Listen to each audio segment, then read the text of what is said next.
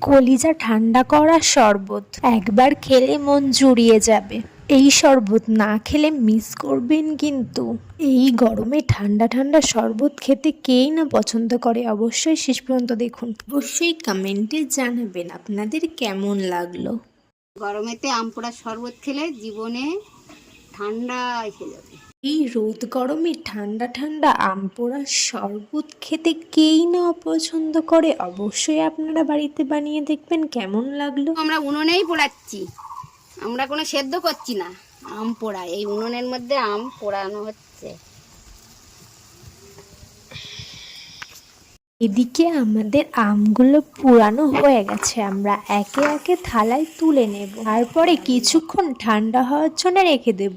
কিছুক্ষণ পরে আমরা আমের ভিতর থেকে আমের কাঁধগুলো বের করে নেব।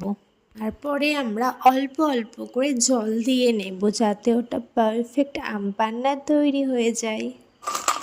বড়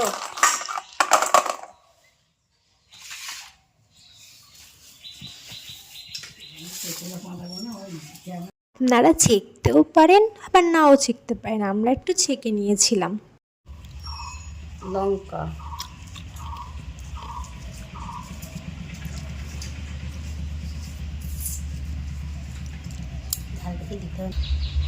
লেবু রস,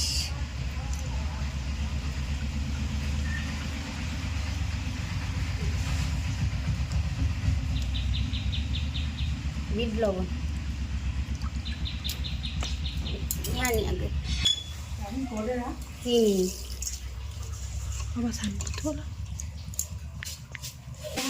মরিচের গুঁড়ো,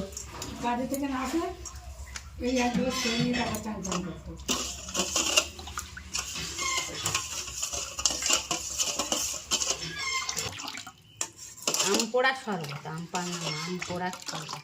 এই গরমে ঠান্ডা ঠান্ডা আম পান্না, উফ কি সুস্বাদু টেস্ট। আপনারা অবশ্যই বাড়িতে বানাবেন, কমেন্টে জানাবেন কেমন লাগলো আমাদের এই আম পান্নার রেসিপি। অবশ্যই বানাবেন ও অবশ্যই জানাবেন।